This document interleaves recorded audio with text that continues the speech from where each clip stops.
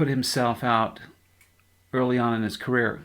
And being a whistleblower, he was isolated from the LAPD. He lost his career as a result of being a whistleblower. So wouldn't you say, Doctor, that what you're doing is a form of being a whistleblower?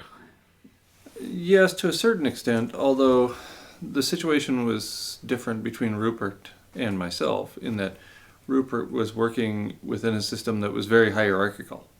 Right? So he's a police detective working in this very top-down organization. Academics, particularly tenured academics, have considerable academic freedom.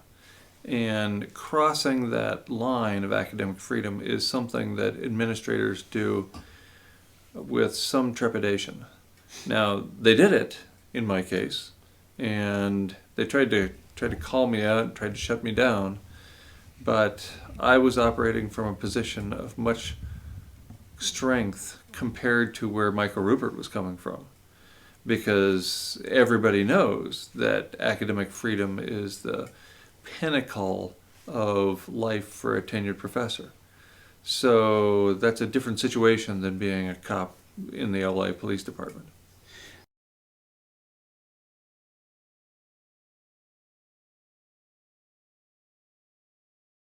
So I was teaching honor students and inmates about the moral imperative of the way we live our lives and the absurdities of the industrial economy and what it does. What are the costs and consequences of living in a large city in the middle of a Sonoran desert where we have to import all of our water and all of our food and all of our fossil fuels, and in exchange we pay back garbage and pollution. I couldn't do that. I couldn't teach those absurdities year after year after year and continue looking in the mirror and being part of that absurdity. And second, I left as an act of resistance. I came of age at the end of an era of resistance in this country, coincident with our Cultural Revolution. And so I had in me the notion that resistance is a good idea. And the system, at this point, I view as corrupt. I started out as an idealist thinking I could change the system, and I discovered instead that the system was changing me.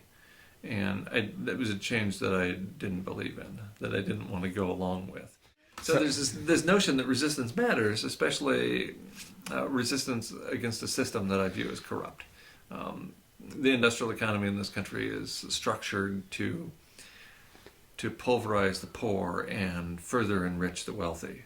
And I wanted to resist that dominant paradigm, which I view as corrupt. I did then and I do now, even to a greater extent. Third, I wanted to spend more of my time writing and speaking about the twin sides of the fossil fuel coin: global climate change and peak oil or energy decline, and the economic consequences of those. And I was pretty hamstrung in my abilities to write and speak about those at the university, because those were not messages anybody there wanted to hear, and so I wasn't getting much encouragement for doing that.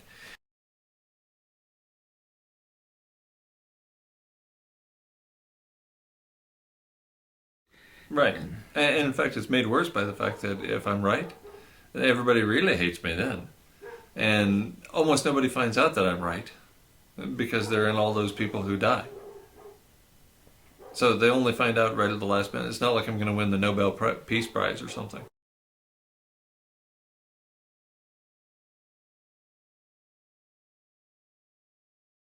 And look at its solutions. When we get to the end of the book or to the end of the film, we have this series of solutions that is completely mismatched to the crisis.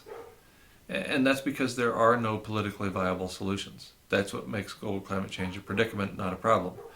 So changing your light bulbs is not going to save the day with respect to climate change. The only thing that can save us from climate change is termination of the industrial economy. I'm absolutely convinced of that. Every other notion that has been floated out there is so full of holes as to be ludicrous.